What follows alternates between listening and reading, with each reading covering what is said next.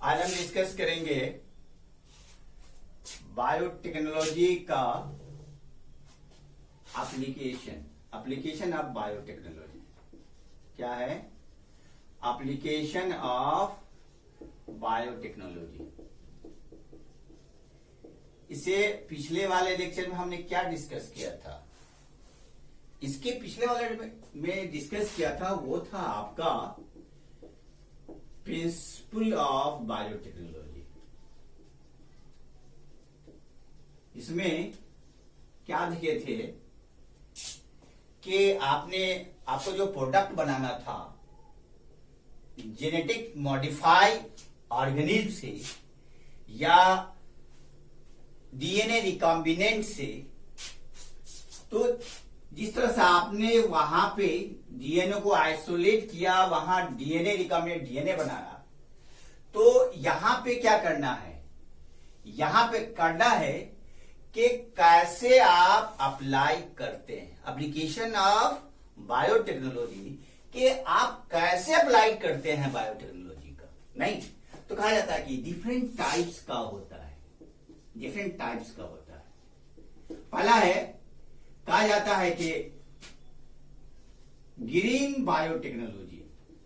क्या है? Green biotechnology. नहीं, दूसरा है रेड बायोटेक्नोलॉजी।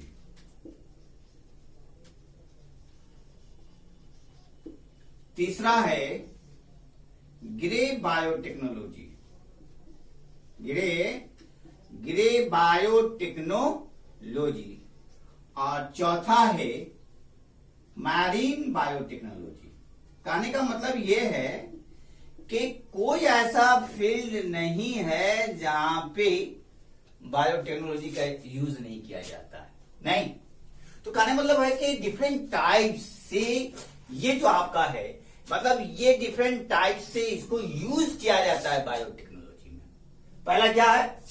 कहा जाता है ग्रीन बायोटेक्नोलॉजी। कहा जाता है कि biotechnology used in the field of agriculture. मतलब हम क्या करते हैं? एग्रीकल्चर में यूज करें, the field of agriculture. Then biotechnology कहता है in the use in the field of medicine. कहां यूज करेंगे इसको?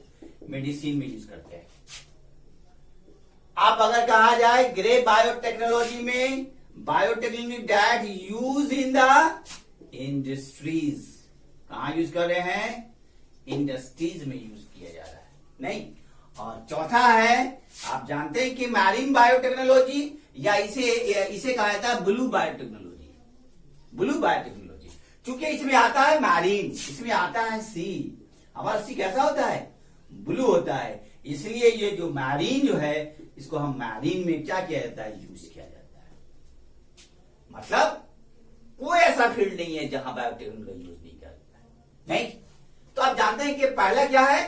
कहा जाता है ग्रीन बायोटेक्नोलॉजी।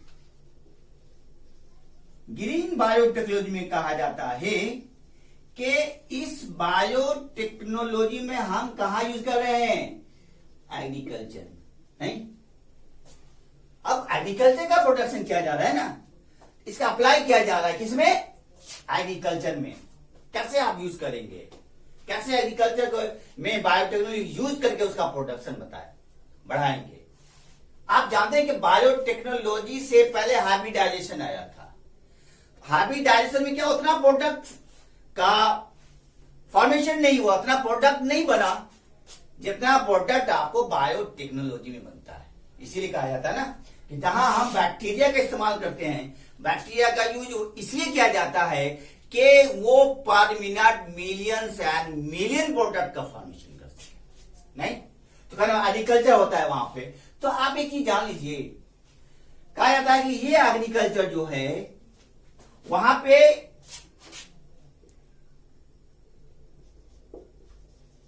एग्रीकल्चर को एग्रोकेमिकल में यूज किया गया था। एग्रोकेमिकल यूज किया गया था। नहीं मतलब है कि एग्रीकल्चर में हमने एग्रीकल्चर का यूज किया था, जिसमें क्या था? जिसमें था फर्टिलाइजर्स, नहीं इसमें क्या था, पेस्टिसाइड्स।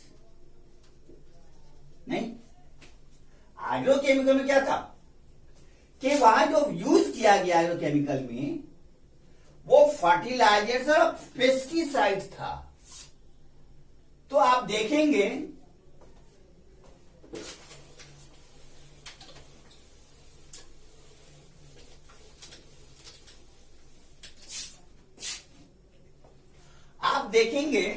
कि जहां पे फर्टिलाइजर्स नहीं और पेस्टिसाइड्स, आप जानते हैं ना कि फर्टिलाइजर्स क्या होता है, एक होता है ऑर्गेनिक फर्टिलाइजर्स, दूसरा होता है इनऑर्गेनिक।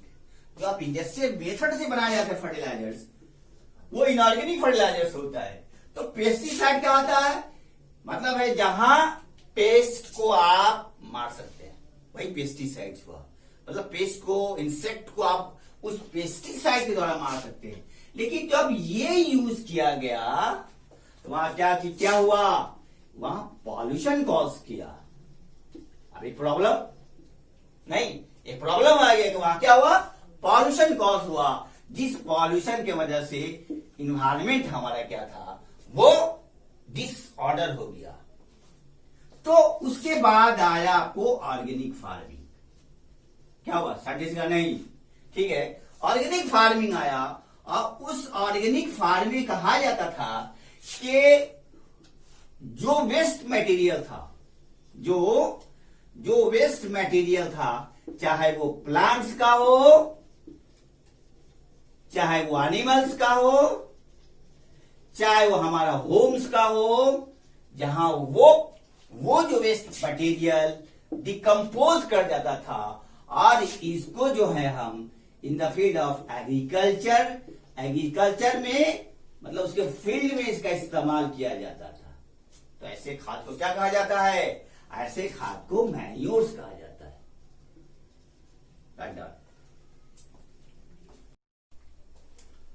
तो क्या देखे थे कि ऑर्गेनिक फार्मिंग में जो वेस्ट मटेरियल को बना करके मैन्योर्स बनाया गया, नहीं मतलब है कि इसका जो एग्रीकल्चर में यूज किया गया फील्ड में, जो उसके बाद जो आया वो आया आपका, जो लास्ट में आया वो था आपका जेनेटिकली मॉडिफाइड क्रॉप्स, नहीं मॉडिफाइड क्रॉप्स आया था, मतलब GMC। आप जानते हैं कि एक होता है GMO, नहीं GMO मतलब है जेनेटिकली मॉडिफाइड ऑर्गेनिज्म। एक चीज यहां देख लीजिए, कहने का मतलब है कि ये जो मैन्योर्स का जो यूज किया गया फील्ड में, तो उसका प्रोडक्शन उतना नहीं हुआ।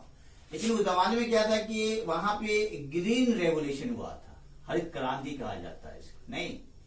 और उसके जो थे फाउंडर थे वो थे कि MS स्वामीनाथन।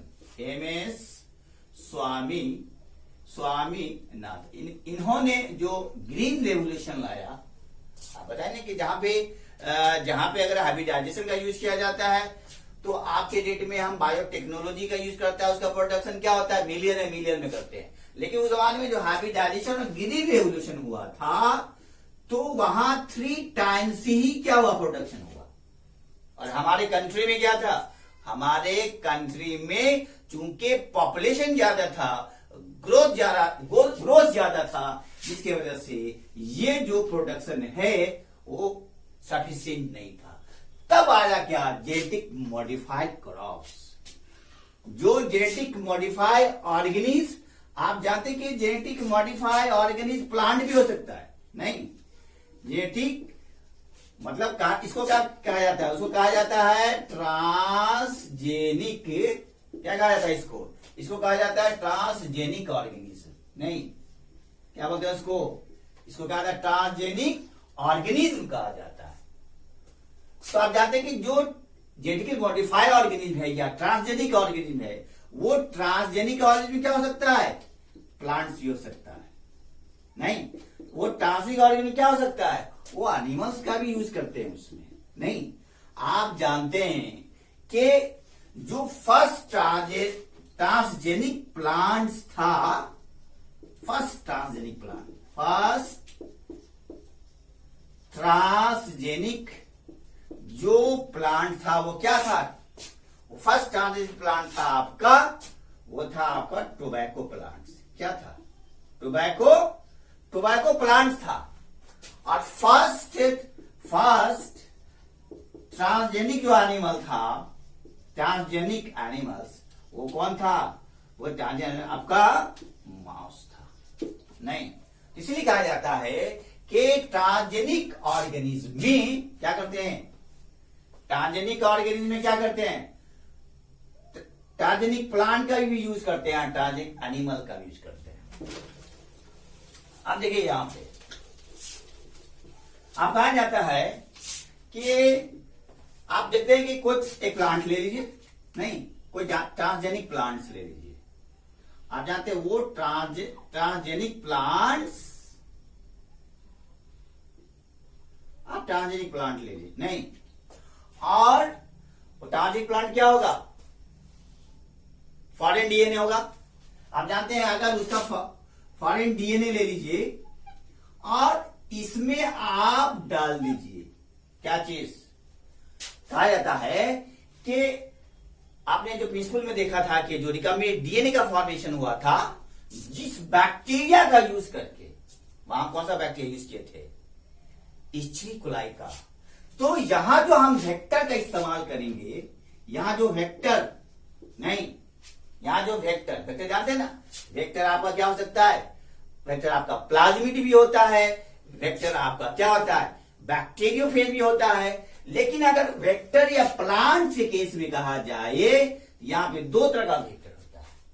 नहीं, एक को कहते हैं टीआई प्लाज्मिड, नहीं, टीआई प्लाज्मिड मतलब है कि ये टीआई जो प्लाज्मिड होता है, एक होता है आपका आरआई प्लाज्मिड। क्या होता है? RI plasmid. आप जानते हैं कि ये आप देख लीजिए, ये जो प्रोसेस आपको याद है कि नहीं याद है? जब हम रिकम्बाइंड डीएनए किया था, जो फॉरेन डीएनए को हमने वेक्टर के जरिए इस बैक्टीरिया में डाला था। मान लीजिए ये बैक्टीरिया है, आपको ये जो इन्फेक्ट करता है, ये आपको कौन सा बैक्टीरिया है? ये बैक्टीरिया आपको है एग्रोबैक्टीरियम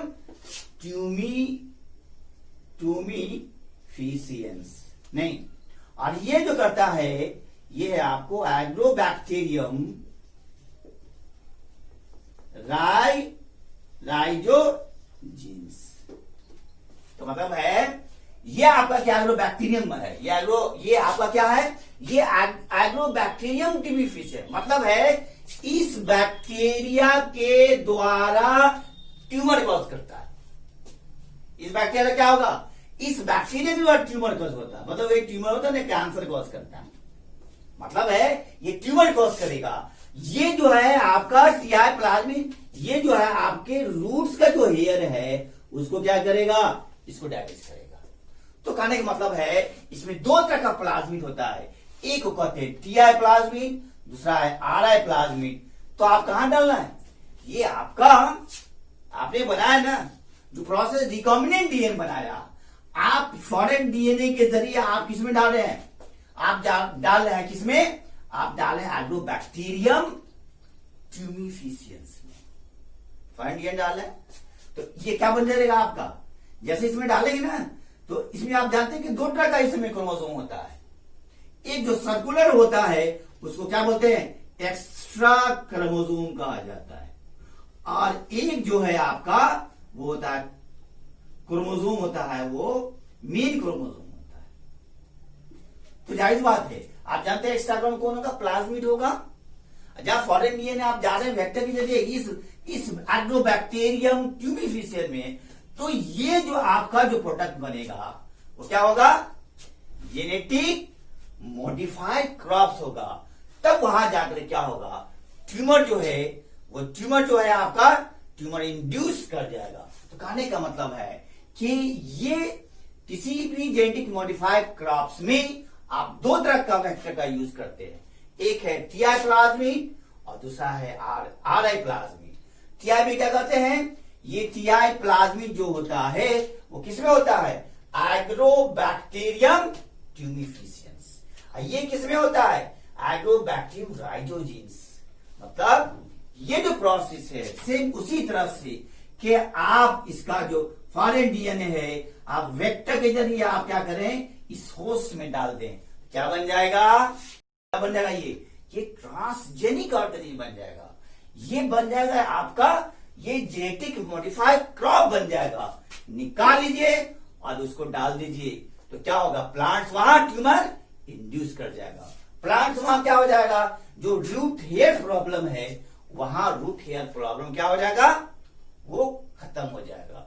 इस तरह से आपने देखा एक कंसेप्ट है एप्लीकेशन का, बायोटेक्नोलॉजी का, किस तरह से हम अप्लाई करते हैं, चाहे वो ट्रांसजेनिक प्लांट्स में हो चाहे वो ट्रांसजेनिक एनिमल, दोनों का यूज करते हैं। ये जो फर्स्ट ट्रांसजेनिक प्लांट था ये आपको ऐसा नहीं है, ये फर्स्ट ट्रांसजेनिक प्लांट था 1986 में यूएसए ने किया था, यूएसए और फ्रांस ने, ऐसे नहीं हुआ था। और फर्स्ट जो ट्रांसजेनिक एनिमल था वो फर्स्ट ट्रांसजेनिक जो एनिमल्स था वो कब किया गया, वो आपको 1974 में किया था। किसमें, माउस पे नहीं, किसमें किया गया था, पूछता है क्वेश्चन, ये माउस पे गया था। लेकिन अगर कहा जाए एक ट्रांसजेनिक जो एनिमल है काऊ का, वो क्या था, रॉसी नाम का जो था उस पे किया गया।